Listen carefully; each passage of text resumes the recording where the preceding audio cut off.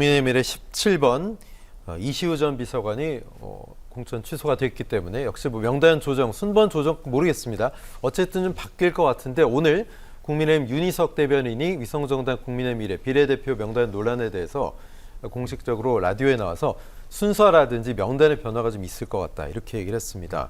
자, 이종근 평론가님, 결국은 용산의 뜻을 수용을 할 수밖에 없다라는 건지, 그러면 이게 시스템에 의해 돌아가는 건지 어떻게 보세요? 네, 이번 사태는 한동훈 위원장의 과욕이 부른 사태다. 네, 어떤 과욕이었다고 생각을 합니다. 그러니까 아마 이제 윤석열 대통령 또는 이제 뭐 대통령실 쪽에서는 한동훈 위원장에게 그래도 약간의 지분은 주려고 생각을 했을 거다라고 봅니다. 그러니까 비대위원장으로 어찌됐건 뭐 어떻게 보면 이제 정치적으로 활용하는 그런 입장이기 때문에 또 본인이 영입한 분들이 있을 테니까. 그렇죠. 네. 그래서 이제 제가 보기에는 국민추천제하고 비례대표제 그 중에 이제 뭐 한 절반 정도는 한 위원장 몫으로 좀 인정을 해주기로 하지 않았을까 싶어요. 그런데 이 한 위원장이 거기서 조금 더 욕심을 내니 그거는 이제 곤란한 거죠. 그래서 이 이철규 의원이 지금 자기가 나서서 총대 메고 지금 문제 제기를 하는 상황. 그렇게 지금 봅니다. 이 부분은 그러니까 이제 한동훈 위원장이 뭐 사전에 어느 정도는 이제 합의된 그 룰을 좀 깨는 데서 시작이 됐을 가능성이 높지 않나 그렇게 지금 보고 있습니다. 네, 최진봉 교수님도 지금 이종훈 평론가 말씀에 동의하십니까? 네, 한동훈 위원장이 욕심 부렸다? 뭐 그렇게 보여요. 왜냐하면 대통령실에서 뭔가 미션이 갔을 거예요. 네. 그러니까 조율이 되기 위해서 명단이든 아니면 순번이든 이런 부분에서 몇몇 사람들의 이름을 거론하면서 이렇게 해주길 바랬을 텐데 한동훈 비대위원장이 일정 부분 그걸 거절한 거잖아요, 결국은. 그런 점에서 충돌의 빌미가 됐다고 저는 보고요. 지금도 대통령실은 강하게 압박을 하고 있을 거라고 생각을 해요. 네. 그래서 윤희석 대변인이 저런 얘기까지 한다고 하는 것은 순번 조정이 있다는 거 아닙니까? 그러면 대통령실과 어느 정도의 합의된 선에서 한동훈 위원장이 한 발 물러서는 모습을 보일 거예요. 어쨌든요, 지금 상황에서 한동훈 비대위원장과 대통령이 충돌한다고 하면 실제적 아직 권력은 대통령이 더 많이 있다고 저는 보이거든요. 그런 차원에서 한동훈 비대위원장이 이번에 선거에서 어떤 결과가 나오든 관계없이 저는 선거 끝나고 나면 일정 부분 이선 후퇴 가능성이 높다고 보이지는데 그거는 한동훈 비대위원장이 2인자로 크는 것에 대한 윤석열 대통령의 부담도 있을 것이고요. 윤석열 대통령 입장에서는 그동안 한동훈 비대위원장에 대해서 갖고 있었던 여러 가지 불만들이 있을 거예요. 명품법, 명품백, 사과 문제도 지난번에 한번 충돌을 했잖아요. 그때 폴더 인사하고 90도 인사하고 나서 해결이 된 것처럼 보였지만 그때도 저는 앙금은 남아 있었을 거라고 생각해요. 지금 이 사안도 결국은 그 연장선상에서 대통령의 분노감을 좀 더 키우는 요소로 작용할 가능성이 있기 때문에 한동훈 위원장 입장에서는 더 크게 나갔다가는 본인의 나중에 선거 끝나고 나서 본인의 위치나 여러 가지가 상당히 좀 위축될 수 있다는 위기감이 본인한테 있을 것이고 그런 부분들에 영향을 미치게 되면 결국 더 물러서는 모습을 보이지 않을까 이런 생각이 듭니다. 네, 황상무 이종섭 사태에 이어서 비례 공천 충돌까지 어떻게 보면 당정 갈등의 원인이 된 거 아니냐 이렇게 보는 시각들이 있는데 사실 총선을 앞두고 국민의힘 또 정부도 상당히 좀 엄중한 국면입니다. 과연 대통령과 또 한동훈 위원장이 충돌하는 거 글쎄요 주도권 싸움이라고도 비칠 수 있는데 현재 권력과 어떻게 보면 미래 권력이죠.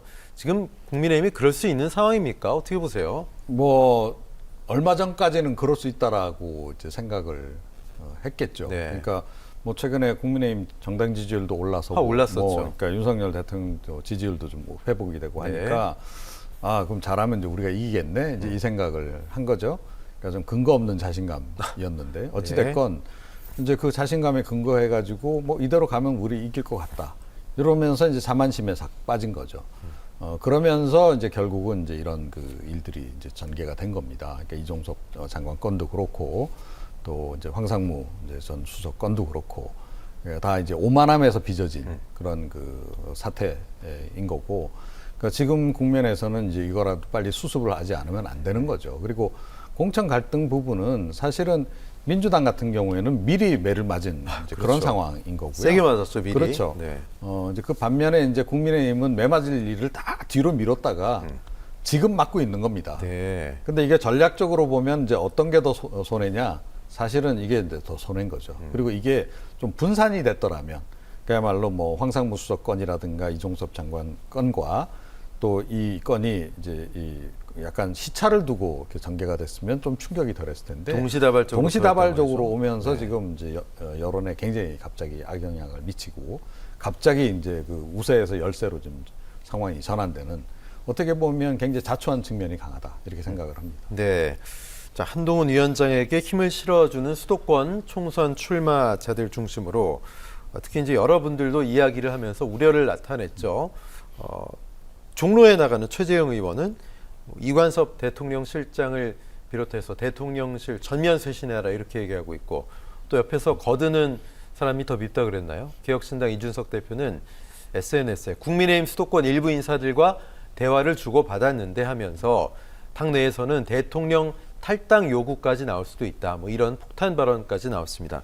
최 교수님, 진짜 국힘 내부에서 어쨌든 공천 국면은 지금 끝났기 때문에 일단 공천받은 후보들은 내가 살아야 된다, 배지 달아야 된다 이런 절박함이 있기 때문에 이렇게 나오는 걸까요? 어떻게 보십니까? 당연히 그럴 수밖에 없죠. 네. 특히 수도권이 이제 가장 위험한 지역 중에 하나잖아요. 네. 이분들 입장에서는 이게 민심, 바닥 민심을 들어보면 체감적으로 알아요. 이게 얼마나 어려운 선거인지. 근데 이종섭 대사 문제도 그렇고, 그 다음에 이제 황상무 전 수석이죠. 전 수석 같은 경우도 그 발언 때문에 논란이 많이 되다 보니까 국민들의 분노가 극에 달해 있다는 건 누구든지 알 수 있는 겁니다. 본인들은 선거를 뛰기 때문에 현장 가서 주민들 만나보면 금방 느끼게 돼요. 그거는.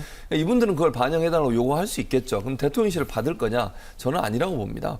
대통령실이 뭐 예를 들면 비서실장 교체하고 뭐 탈당을 하면 탈당까지 하겠느냐? 저는 아니라고 보고요. 대단히 또 하나 비교해 볼 게 뭐냐면요. 수도권에 있는 분들은 저렇게 얘기하지만요. TK, PK 있는 후보들이 저런 얘기 한 거 들어보셨습니까? 거의 없어요. 그분들 입장에서는 이대로 가도 당선될 수 있다고 생각하는 거예요. 수도권은 직접 체험적으로 느끼니까 그런 얘기를 하지만 당선 가능성이 높은 지역에 있는 분들 입장에 대통령과 함께 하려는 의도를 보일 거예요. 저는 그렇게 보기 때문에 제가 볼 때는 특별히 이런 이제 수도권 외에 다른 지역에서 크게 목소리가 나오지 않는 상황이고 대통령실 입장도 당에 완전히 발을 빼고서 당과 격리돼서 가는 그런 모습에 대해서 긍정적으로 평가하지 않고 있기 때문에 네. 저는 제가 볼 때는 계속 저런 요구가 있음에도 불구하고 지금의 스탠스를 대통령실은 계속 취할 것으로 생각합니다. 네.